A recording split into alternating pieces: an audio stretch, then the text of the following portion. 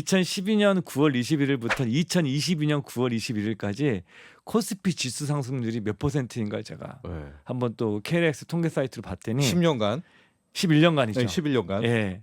그러니까 11년간 내가 지수에 그러니까 한국 시장 자체에 장기 투자한 거예요. 그럼 17.93%. 그러니까 이게 뭐냐면 11년 동안 17.93%면은 이게 초저금리 상황이라 하더라도 11년 동안 예금에 계속 연단위 정기예금에 복리 투자한 것보다도 못한 수익률이라는 거예요. 1년에 1%도 지금 못 그쵸, 낸 거잖아요. 예, 그쵸. 예. 103.5 FM 돈을 이해하는 시간 정철진의 목돈연구소.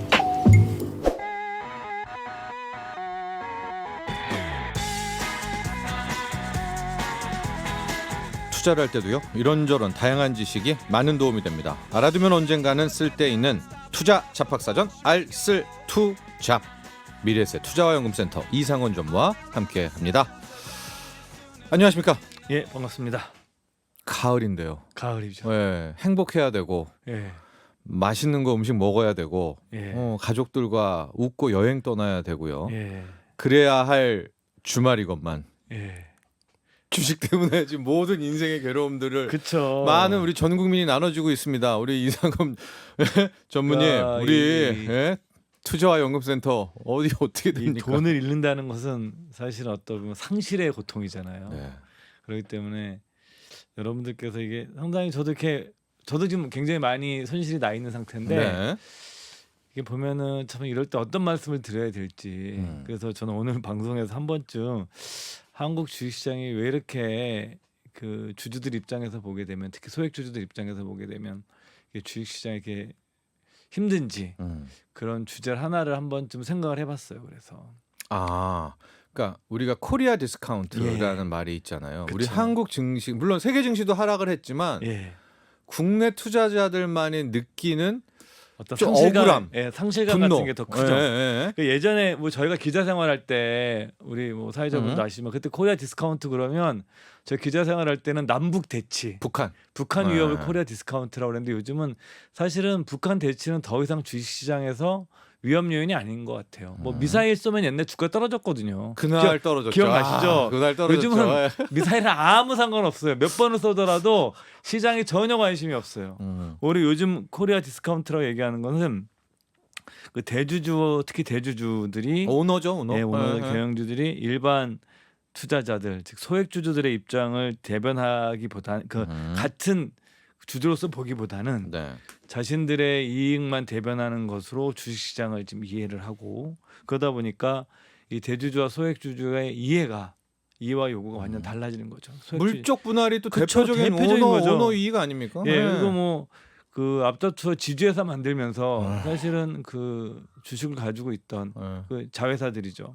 이런 분들은 그냥 가만히 앉아서 네. 그 주가가 떨어지는 것을 감내해야 되고 그 또 우리나라 같은 경우는 여전히 그 배당 수익률이 OECD 국가 중에서 거의 네. 사실 중국보다 못하거든요. 네. 사실은 이제 중국이 경제 규모로는 세계 2등 국가지만 경제 성장 성숙도로 보게 되면 아직 우리보다 떨어지는 나라임에도 불구하고 맞아요. 우리 교과서적인 논리라는 게 경제가 성숙할수록 배당금이 늘어난다라고 우리는 배웠는데 전혀 그렇지 않거든요. 우리나라는 성숙하더라도 전혀 뭐 과거보다 조금 늦어졌지만 투자자들이 체감하는 것은 과거나 지금이나 큰 차이가 없거든요. 반면에 오너 일가라든가 오너 경영진의 연봉은 뭐 수십억씩 받아가잖아요. 그쵸. 100억씩 받아가잖아요. 예, 자기들은. 예, 이게 예. 지금 뭐 우리나라뿐만 아니라 2008년도 금융위기 이후에 뭐 월가를 점령하라 이런 시위가 등장했을 때도 사실은 이 자본주의 역사에서 이렇게 이제 뭐 대주주와 소위 말하는 전문 경영인의 급여와 일반 직장인들의 급여 자체의 격차가 계속 벌어져 왔던 문제도 사실은 네. 하루 이틀 지적된 문제는 아니거든요. 지금 현재. 그래서 오늘의 주제는 예. 이제 우리도 정신 차리고 주주 친화 정책을 그쵸. 써야 된다 하고 그쵸. 그런 목소리도 높아지고 있어서 예. 그 주주 친화 정책에 대한 이야기를 한번 나눠보려고 합니다. 예. 앞서 우리가 잠깐 우리 한국 증시 뭐 문제점 짧게 이야기를 했는데 그런 것들이 쌓여서 지금 코스피와 예. 원달러 환율로 또 이렇게 증명되는 것 같기도 합니다. 예, 제가 이 방송 준비를 하면서 KRX죠, 증권거래소 이제 그 통계센터에 들어가가지고 네. 자료를 제가 봤더니 제가 이제 한 9월 21일 정도 기준으로 봤어요. 네. 그러니까 PBR이 0.86 주당 순자산이죠. 네. 주가 수익 비율이 이제 PER 퍼는 9.5. 10년치도 안 쳐줘요. 우리나라. 예, 그렇죠. 그러니까 PBR이 0.86이라는 것은 그 회사를 우리나라에 상장되어 있는 코스피 시장에 상장되어 있는 다 청산하고 그냥 거기 갖고 있는 현금이나 부동산 다 팔아서 돌려받는 게 네, 현금 주주한테는 가치. 유리한 거예요. 네. 그게 남는 거예요. 네. 주식을 갖고 있는 것보다도. 그러니까 소위 말하는 이것은 물론 이제 최근에 IT 기업들이 많아지고 이러기 때문에 과거보다 유형 자산의 중요성이 덜해지긴 했지만 그렇다 하더라도 이렇게 청산 가치 아래로 시장 전체가 거래가 되는 것은 조금 좀 심각하다. 네. 그다음에 이제 뭐 PER 아까도 말씀드렸지만 퍼라는 것 자체는 우리가 이제 우리나라 그 상장 시장에 거래되는 주식을 통째로 사가지고 거기서 나오는 이익으로 실적으로 내가 돈을 매년 갚는데 10년이면 난 범전을 뽑는 거예요. 네. 그러니까 10년밖에 안 걸리는 거예요. 네. 그러니까 미국 같은 경우가 S&P 500 기준으로 한 16배 정도 나오는데 이게 대공황이 포함되어 있는 숫자니까 71년도부터 뽑아보면 한 19배 정도 돼요. 그렇죠. 그 20년치는 줘야죠, 우리나라도. 예, 그러면 이제 거의 우리는 미국은 한 기업의 가치를 우리가 M&A 같은 거 할 때 20년치 이익을 생각해서 M&A를 하고 그만큼 지불을 많이 해야 되고 그렇죠. 우리나라는 뭐 10년도 안 되는 거니까 굉장히 싸게 그냥 사겠다는 거거든요. 네. 근데 이런 것이 더 문제가 되는 게 뭐 미국이 원체 세계에서 가장 성공한 자본시장을 갖고 있는 나라니까 그렇다 치더라도 뭐 중국, 일본, 대만보다 못하다는 거예요. 근데 지수를 보면 더 처참한 게요. 다우지수 보십시오. 1,000, 3,000, 5,000, 8,000, 12,000, 15,000, 뭐 23,000, 3만. 예. 거기 갖다 3만 깨지고 뭐 그랬지만은 예. 이 정도의 성장인데 우리 코스피는요. 예. 지금 이게 뭡니까? 예. 그래갖고 제가 1,000, 2,000이 뭐예요? 1,000, 우리가 2,000에서 지금 장기 투자 그러면 뭐 한 10년 얘기하잖아요. 그래서 네. 제가 2012년 9월 21일부터 2022년 9월 21일까지 코스피 지수 상승률이 몇 %인가 제가 한번 또 KRX 통계 사이트로 봤더니 10년간, 11년간이죠. 네, 11년간. 예. 그러니까 11년간 내가 지수에 그러니까 한국 시장 자체에 장기 투자한 거예요. 그럼 17.93%. 그러니까 이게 뭐냐면 11년도 17.93%면은 이게 초저금리 상황이라 하더라도 11년 동안 예금에 계속 연단위 정기예금에 복리 투자한 것보다도 못한 수익률이라는 거예요. 1년에 1%도 지금 못 그쵸, 낼 거잖아요. 예. 그쵸. 예. 그러니까 같은 기간 이제 우리가 뭐 서학개미 분들이 많아질 수밖에 없겠다라는 저도 생각을 뭐 그동안 어느 정도 생각을 하고 있었지만 실제로 다 데이터를 보니까 같은 기간이죠. 2012년 9월 21일부터 2022년 9월 21일까지 S&P 500 인덱스에 그냥 같이 투자했다고 했을 때 이거는 미국은 145.87%에서 386.14%에서 264.7%가 올랐어요.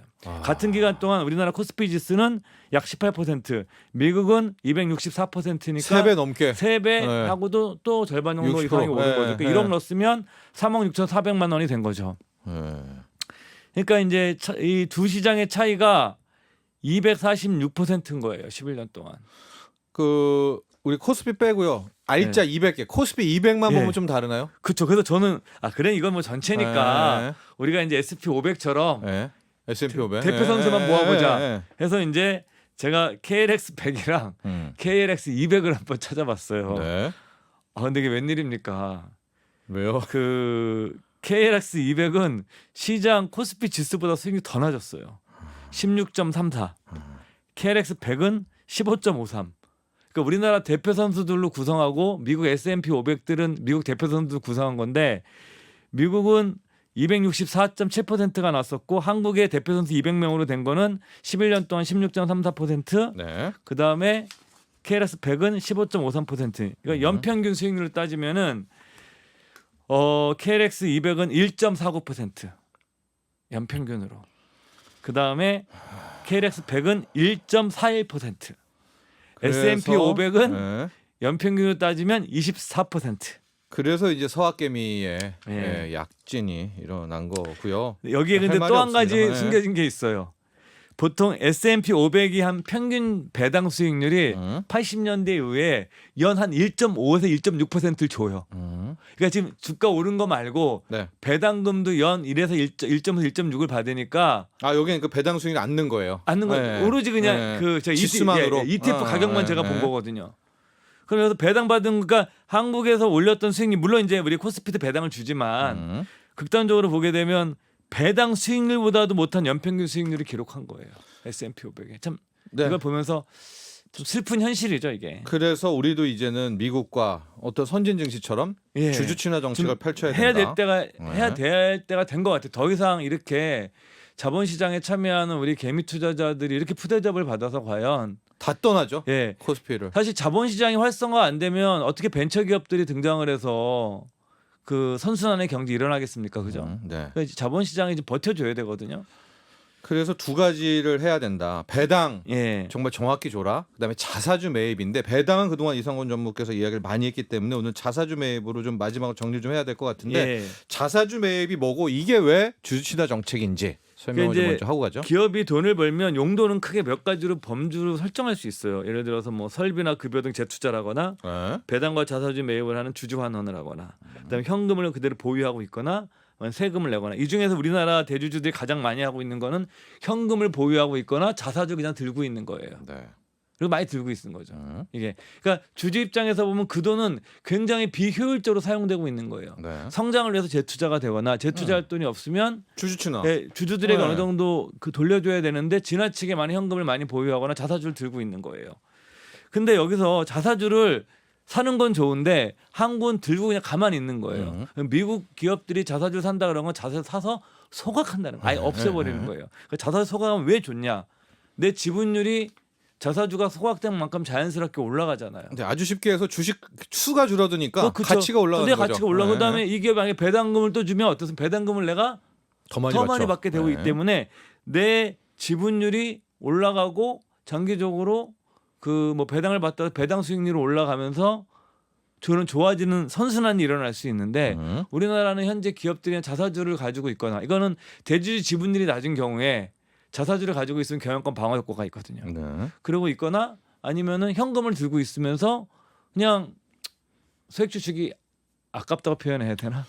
뭐 이런 상태를 보이고 있는 거죠. 우리 삼성전자 투자자들이 게시판에 가보면은 자사주 매입 얘기를 많이 하더라고요. 100조 원 이상 있잖아요, 삼성전자. 뭐 요번에 이제 신문 기사로 뭐 ARM 네. 뭐 인수한다 그러니까 그런 거 사실 우리가 그 투자를 해주면 좋은 거예요. M&A 하고 그렇게 해서 그 돈 쓰면 좋은 거고. 근데 그런 걸 안 하더 그런 걸 좀 안 할 경우에는 네. 기본적으로 좀 삼성전자가 퍼 10배 아래 거래되는 거는 사실은 이거는 터무니없는 겁니다, 사실은. 지금 그 계좌를 제가 그 추적을 못했는데 400만 뭐 주주 네. 전 국민에 그쵸. 500만, 600만 주주라는 분도 있어요. 삼성전자에. 그러니까 이 한국을 대표하는 기업이고 한국 산업 구조의 정점에 있는 회사고 네.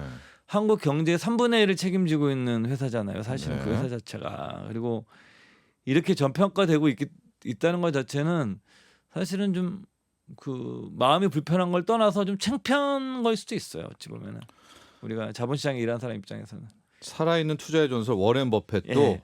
자사주 매입하는지 안 하는지 요게 굉장한 중요한 투자지다. 그렇죠. 그래서 제가 이제 버핏이 자사주 얘기한 거를 쭉 다 찾아가지고 네. 읽었어요. 보면서 느꼈던 건 버핏은 정당한 사유, 즉 뭐냐면 그 주식이 본래 가치보다 낮게 거래될 경우에는 기업이 자기 주식을 사는 것 자체는 굉장히 정당한 거고 그렇죠. 그러한 경영자는 주주들의 입장을 고려하고 있는 경영자이기 때문에 버핏은 엄청 높게 평가했어요. 그 1983년도에 네. 그 엑슨이죠, 엑슨모빌. 엑슨모빌. 그 전까지 이 회사의 펀더멘탈이 변하지 않았는데도 버핏이 엑슨 주식을 사고 있지 않았었어요. 근데 83년에 마음을 바꿉니다. 왜요? 왜요? 그때 엑슨이 그 얘기를 한 거예요. 지금부터 우리는 적극적으로 주주 환원을 위해서 자사주 매입을 하겠다고 발표합니다. 그러니까 버핏이 그때 들어가요. 네. 심지어 어떤 회사들은 버핏이 자사주 매입을 하지 않는다고 팔아버린 적도 있었어요. 오. 또 대표적인 게 애플입니다. 애플. 예. 애플은 계속 성장하고 있는 걸 다 보고 있었는데 버핏은 예. 안 샀어요. 예. 스티브 잡스가 경영할 때 잡스는 배당도 싫어했고 아. 자사주 매입도 하지 않았어요. 늘 혁신해야 되니까 늘 그 그냥 돈으로, 예, 그 돈으로. 직진고. 네, 직진고인데. 네. 근데 팀 쿡이 경영을 하면서 팀 쿡은 그 막대한 현금을 가지고 친주주적인 정책을 펼치기 시작했거든요. 네. 엄청난 우리로 얘기하면 뭐 조 단위의 자사주 소각을 했고 버핏이 매입 주주총회에서 소각. 네. 애플을 엄청 칭찬합니다. 저 회사 자사소각에서 내 지분율이 올라갔다. 그러면요. 배당금도 들리고 워렌 버핏이 사랑한 코카콜라는 어떻고 코카콜라도- 최근에 뭐 옥시덴탈 이런 것도 어때요? 코카콜라도 마찬가지입니다. 그 코카콜라 그 기업의 역사에서 굉장히 뛰어난 경영자로 인정받는 인물이 고에즈 에따예요. 쿠바 출신 경영자인데 예. 이분이 좀 담배를 많이 피셔갖고 폐암으로 돌아가셨었죠. 굉장히 뭐 존경받는 경영자였는데 버핏이 엄청 좋아했던 CEO였습니다. 왜요? 이분이 뭐냐면은 네. 그때 코카콜라가 방만하게 사업을 했는데 이 사람이 딱 들어서 야 방만한 거 다 정리해. 마진율이 높은 바틀링 사업이랑 글로벌 진출에 초점하고 우리 음료 사업에 오로지 매진이고 회사의 ROE 자기 자본율을 이익률을 높여서 주주들의 보상을 해줘야 돼 이제 기업이. 네.